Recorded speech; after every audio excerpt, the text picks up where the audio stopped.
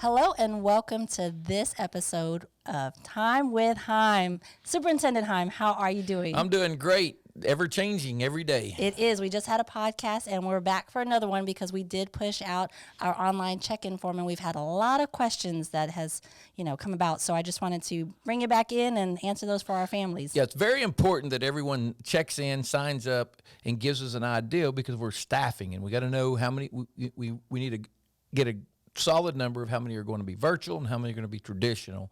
So we need you to answer the survey. We'd like to answer questions to help you with that. And we also sent out another survey on top of the check-in just to give us an idea how you want that to look for your student, whether you chose virtual or traditional. So we're trying our best to gather as much information as we can from our parents, from you, as we make our decisions. Correct. And so that survey, there are two, so please fill them out according to the model that you choose for your families. Let's dive into the questions that we've had online. First one, there are some terminology on the website that are confusing, I guess, to them, and they want to know, what does it mean for enrichment? Can you explain? Yeah, and that's one thing we always strive ask, because sometimes we get into our teacher talk and our acronyms, and those of us that do that every day, we know. When you start talking about enrichment, so with our new virtual or even traditional, we're going to introduce standards at the same time, no matter what side you pick, where we're working on the same path. If you've mastered the standard, or if your student has mastered that particular standard, we would like to offer them enrichment activities or dig deeper into it. If they struggle with a particular standard, we'll offer some remediation or some ways to bring them up to accelerate them so that we all stay on pace. Okay, another question is, am I still allowed in my child's school? That's going to be a tough one because, we know that for school to be successful, that partnership with you, the parent, is one of the most important things we do. I've worked at numerous schools in leadership roles, and one of the first goals we always set is we want to build a full partnership with parents. But again, for safety, that's going to be very, very, very limited as how much you can come in. Hopefully things get better and we can invite back.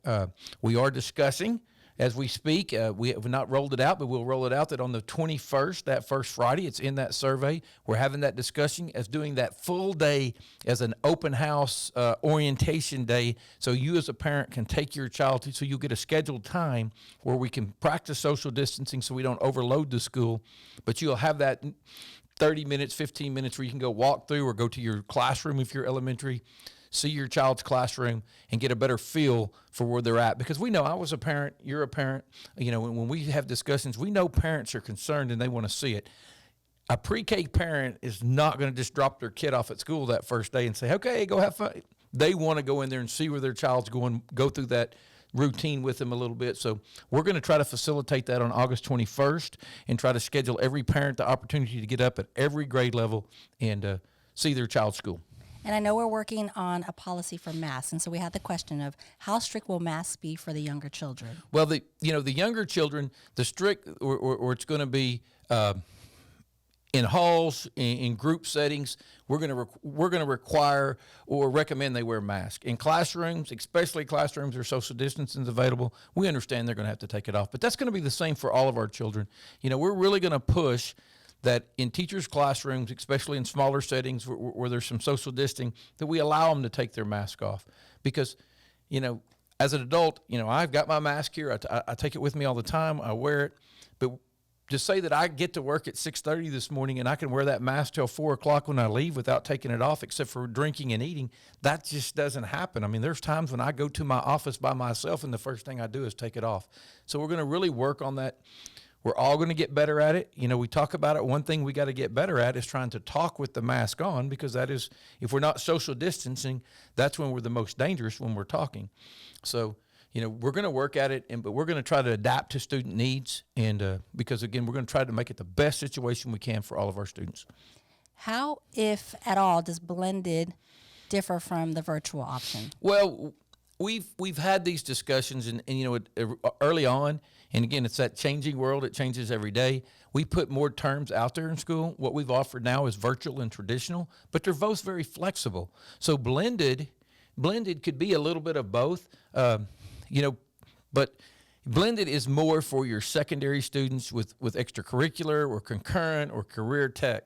Now, our virtual students, I think it's one of the questions we've had. If you talk about a virtual student that needs to take an AP class, obviously taking that online, using some sort of online curriculum with a teacher moderating that is not the same as having a tried and true AP teacher. You know, there are certain teachers that are very successful at teaching AP classes. So if your student is an AP student and wants to take AP classes, we're going to try to pair them with an AP teacher for that session and have it where they have access to that teacher, although they're virtual. So that would be considered kind of a blended look. So again, it's about flexibility. Just know, if you enroll your student in Lawton Public Schools, we are going to do everything we can to create a flexible, safe environment for your student to learn in. Well, and let's bring up that question because I did have a parent on our social media ask, can a student go from traditional to virtual, and then if something happens, come back? What does that look like? Again, we're trying to make that as flexible as we can. Obviously, you know, if they move back and forth numerous times, or at some point we're going to have a conversation and say, hey, this is not good for the student. It's not good for the school. Can we come up? But you as a parent, we do not want to put you in a box. We don't want you to say, if you choose this, you know, we have parents right now making choices. That's one thing about this check-in enrollment form we're sitting out. You're checking in. We have parents choosing virtual. We have choosing traditional. We're not saying you're locked into that for the rest of your life, the rest of the year, or even the first month of school. We would like you to try things, and the more consistency we keep and the longer we stay, obviously the more structure we can build as a district. But we know you have to have choices. We know that as a parent, you need flexibility. So our job is, and our goal is to give each parent some flexibility. Again, we have to make that work where we're not hindering other students. So it's a challenge for us, but we're up to the challenge. I got great leadership people working. You take a new job, it is awesome, the people around and the people here at Lawton in leadership, and how hard they're striving and how hard they're working to create these flexible opportunities for our students. The next question we have is, will classes like yearbook still be available for those traditionals? Again, if you read our definition of traditional, is to make school as much like a traditional or regular school as we've seen as we can with safety. So yes, the goal is we're going to produce a yearbook this year, and students have to do it. We do not want to go a year without a yearbook, and that's going to be some things we got to work at. But our goal is to produce a yearbook, and then that gets into, what if a student's traditional and they want to take yearbook and they go to virtual? How do we, we're going to try to make some of those things work. And again, it gets to be with the flexibility of us as a leadership, the flexibility of our teachers, and how can we make that work. And we're going to do everything we can to make it work for our students. And you did mention talking about AP classes. And just to clarify for our families out there that have asked the question, AP classes online and honors as well? Yes, and that's going to be the goal, and how you do, and that's going to get with that flexibility under those. And it's going to be different. I can't guarantee exactly how to look, but we know if your student enrolls in AP classes, they need AP teachers. You can't mix it. You can't. Teachers that have been trained to teach AP classes need to be the teachers teaching the AP students. Therefore, we got to find a way to blend that so that student can have access to that. Although regular school or traditional school may not be the option, we got to find a way to offer that online. Okay, our next question is for our special education students. We have some self-contained and some that go throughout the building. How does that look? Are teachers changing, or are they staying in the class? We get lots of questions about special education students. I challenge you as a parent, if you have a student on an IEP, that you work with them, because again, the flexibility there will be different than the others, and every case will be different. But if your student has an IEP, we're going to do everything we can to meet the IEP. If you want traditional school, we're going to try to make it, again, just like it was last year.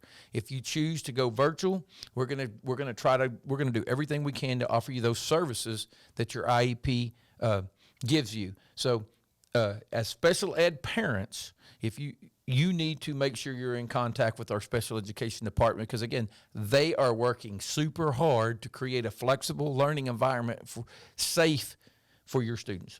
Okay, next question is, how do we expect to receive homework, tests, quizzes for our virtual students? It's virtual. Everything should be online. Somebody asked me, are we going to do packets? Packets should not happen. Packets are something we have no desire to deal in packets. Obviously, if your student goes home for a week, just like they have in the past. They may take some paper and pencil things home, but most everything should be online and virtual. Again, we're sending out in our survey, do you have internet? Do you have device? We need to know those things so we can work with you to meet the needs that your student can do those if you choose virtual. But the goal is going to be to deliver everything virtually, or it'll all be online, paperless. How do we manage the attendance? That is a question from our families. Virtual is not new. Statewide, their schools have virtual. We've had virtual in the past. Your attendance, basically, there are rules and regulations. If your student logs on every day and does a certain amount of work, that they're going to be counted present. And again, attendance we got to manage attendance because there's compulsory attendance laws in the state of Oklahoma, so we will warrant that. But in this pandemic, we're learning about creating an environment where your student can learn and providing the resources for students to learn, whether it be teachers face-to-face, teachers home-to-face, or virtually. However we can make that work, that's going to be our goals. I had a question from a parent that asked Zoom hours. How will that work if my student is virtually and I'm at work and they need to be in attendance? Well, first of all, as we change or evolve into what we're going to do, the goal is to record some of these so you could watch the recordings. We're also working very hard, and we're going to start with the survey asking, are you interested in the night, and trying to gauge how many people in that situation. It would be interesting to have a teacher available at night instead of during the day. If so, can we staff that? Can we find teachers to match to those? If we have 30 third graders that would like to have a 3 to 9 option, can we find a third grade teacher to teach us from 3 to 9? So, those are things we're working on. But again, it goes back to our goal to be flexible and create that environment to meet your needs. Parents have asked us when we talk about the virtual model and then they see the extracurricular or elective opportunities, do they choose when their kid comes back and forth throughout the day? How does that work, and what does that look like? Those are just going to vary in the sites. Obviously, kids coming in and out of the buildings a lot during the day creates a security and a safety issue, both for the kid coming in and out and the safety of the students in there, and managing, making sure, we have the right people coming in and out of our buildings. But again, we're going to work to do those. If, I can't see that if your child's home and you would like them to come up just for an AP class, that we couldn't find a way to facilitate where they're just on campus for that hour. But to say a kid could come first hour, leave second hour, and come back third hour, and leave fourth hour, and come back fifth, there gets to be extremes that we got to say, this is going to be a struggle for all of us to work. We need to, we need to work on it. But again, that goes back to me and you sitting down, you and your principal, you and your counselor sitting down, and let's have this discussion. What's best for your student? What's best for Lawton Public Schools? And how can we make those two meet where we're meeting the needs of everyone? Now, we did our online check-in, and the one thing that our families are used to is coming on site and filling out the forms. This year, we're holding on those forms and just asking them how they would like to attend school this year. That also brought up the question with the free and reduced lunch packets and how do they fill that out. But that also goes to the question of the kids that go virtually, do they still get breakfast and lunch, and what does that look like? That's one of your better questions, Lynn. You just loaded it down. Sorry. It's a big one. It's a big one. Well, first of all, we need to know your choices quickly, and we didn't want to bog you down with a lot of paperwork. We're going to offer those forms for you to fill out online. We're also going to have them available paper pencil when you show up on the 21st for the orientation day for those who haven't got them filled out. So we're going to find ways to get that done, and we'll work with you because we really need those forms. They're important to the district. We get funded based upon that paperwork. We also fund our cafeteria based upon the free and reduced. Those forms are important. It's not just something we do. So we're going to work really hard to get that done. The food side, we're really looking at that. How do we feed if we have 3,000 students that choose virtual or 1,500, how do we feed them if they need food? And we're going to work with the state and see, can we get close to offering some of the things we offered during the summer? Can we send home more than one meal with your student? Can we send breakfast and lunch home? Can we have pickup points where you can pick up food for your child? Because we don't want to deny your child food just because they have a special circumstance that traditional school is not the best choice for them in this pandemic era. So again, we're going to work to meet the needs. We're going to find a way, if we can, to get lunch and breakfast to our students who need those things. And that could be a possible pickup like we did with summer meal programs. Very similar. It could be very similar to summer where we have some pickup sites where you drive through and pick up and such. We did share a photo of our iPad deliveries that came in for our littles, and there were some questions about the computer fees, the Wi-Fi fees, and why that is. Can you explain the purpose of the insurance? Well, first of all, we're very excited. Each child, and we got the iPads in, the Chromebooks are supposed to be here any day, but each child in our district, pre-K through second, is going to get their own iPad. It'll have their own case. It'll be their iPad. No one else should use that iPad but your child. Same with our Chromebooks. The goal is when we give your child a device, whether they're pre-K or senior, these devices are expensive. And if we give you an insurance and you insure that device, then we can cover them, and we self-insure it, and we can cover them. So we set $30. That's pretty normal what schools do for the insurance. The Wi-Fi is the same thing. We got Wi-Fi devices. They're not, we're not charging you for the Wi-Fi itself. We're going to pay the fees, but the device itself has value. And if it gets lost, stolen, or broken, this relieves you of that responsibility as a parent. So, the $15 on the Wi-Fi device, the $30 on the iPad, we've put out there. We know we've got parents who have numerous children. That might be a hardship. We'll set up payment plans. We'll try to make a way to work it out. The goal is, I don't want parents stressed over their child bringing a Chromebook or an iPad or using that. If they break it, how am I going to pay for it? So this takes that stress off of them for a small insurance fee. And again, we're going to work with our parents. We're not going to deny your student access to our school because they don't have the insurance fee. We're not going to deny them a device because they don't have it. We will work with you to get that done. We just want you to understand that's a requirement we have or an expectation to relieve that stress. And just to clarify, we did have the question about the iPads. Do the students get them to go home every day if they're traditional students, or does that remain in the building? What does that look like? The iPads, the goal is to leave them in the building. Most parents, when you talk to them, they really don't want their pre-K kid bringing that iPad back and forth from home. Again, if your child has to go in quarantine or you want to shut your child down for a while, they can have it. We could provide it. If they're at home, we'll have iPads for them if they go virtual. If you need the device, obviously you don't need a device. You have your own devices. You wouldn't get it, and therefore you wouldn't pay the insurance fee on it. But if you have that iPad at your house, the insurance fee is a small fee to pay just to give you that protection if somebody drops it or such. I know we've been talking a lot about the academic side, but we do have some extracurriculars to include band and athletics. What does that look like for our school year? So far, it's, we're going to roll with it. We're going to expect if you go to an event, you wear a mask. That's a minor expectation. I know we have some people out there that aren't as excited about masks as others. I was probably slow to the table, not as slow as some, but I've gotten where I'm convinced now that we need to wear a mask to be safe. I like everybody. I like activities. I love to go watch the band. I love to watch football. I'm excited about watching softball. So I'll wear my mask to those events in order to watch them, practice some social distancing, and try to stay safe in what we do. And remember, it's about our students being able to compete and be part of something. It's not about you getting to watch it or you getting to yell and scream at the referees. So don't take your mask off to yell and scream at the referees. You can yell through your mask. The last question I have from our families are the locker questions. Are they going to be using their lockers, and are we still using clear and mesh backpacks? Well, that's probably those are great questions, but this is one reason why if you log on and look, and we're updating the web page, we worked on that today to try to make it a smooth, simple. But we do have a couple places on our webpage where you can get in there and click each individual site's plan.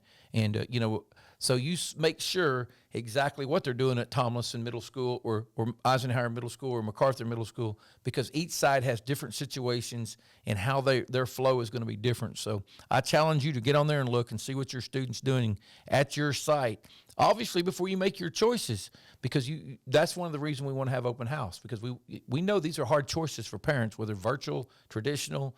Some parents have already made up their mind. I know some of you are still thinking, back and forth. So, our job, we'd like to give you as much information as you can, and that's one reason we created site-based back-to-school safety plans, I believe is what that's listed under, back-to-school safety plans. So, get online and look at your particular site and we'll go from there. Yes. Yes. Thank you for your time, Superintendent Hime. Thank you to our families who continue to ask the questions. We will do another podcast, but I want to remind our families to visit our Return to Learn website, because that's where we are updating a lot of our information, and it's an everyday update. Oh, it's hourly, I think. It is. It's a struggle, but one thing is to continue to give you as much information and continue to share your questions. We look at your questions. Again, a lot of the updates are based on parent questions. If somebody will call me and say, what about this? What about this? What about lunch? What about breakfast? And so we're working hard to update you and give you as a parent the information you need to make those tough decisions you have to make.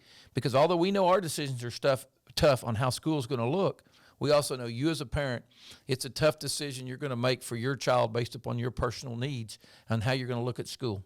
And we are updating our FAQ page on our website, so continue to look at that. Mr. Hime, is there anything else that you'd like to add before we end? No, again, thank you guys so much for your support in working with us, and thank you for your questions. And again, thank you for the partnership that we're forming between Lawton Public Schools and our parents to try to create a great learning environment for all students.